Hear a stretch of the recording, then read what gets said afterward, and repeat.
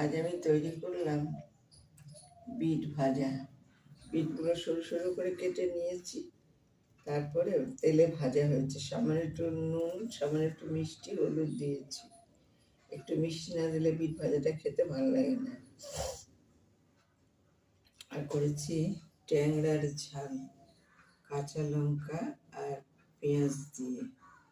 ট্যাংরা মাছটা ভেজে তারপরে কালো জিরা ফোড়ন দেওয়া, ভেজে তুলে নিয়েছি। তারপরে পেঁয়াজটা ভেজে, পেঁয়াজ আর কাঁচা লঙ্কাটা যখন ভাজা ভাজা হয়ে গেছে, মাছটা দিয়ে ঢাকা দিয়ে দিয়েছি। ব্যাস, আর কোনো জলও না, কিচ্ছু না, সেদ্ধ হয়ে যাবে। আর করেছি ল্যাটা মাছের সর্ষে পাতুরি। কালো জিরা ফোড়ন দিয়ে মাছটা লঙ্কা, হলুদ, নুন দিয়ে ভেজে নেওয়া হয়েছে।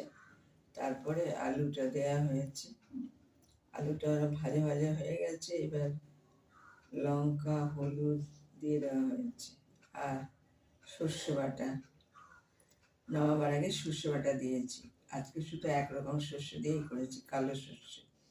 ওর মধ্যে লঙ্কা, শুকনো লঙ্কা, কাঁচা লঙ্কা, লবণ, হলুদ সব দিয়ে বেটে নামাবার আগে সর্ষে বাটাটা দিয়ে নামিয়ে দিয়েছি।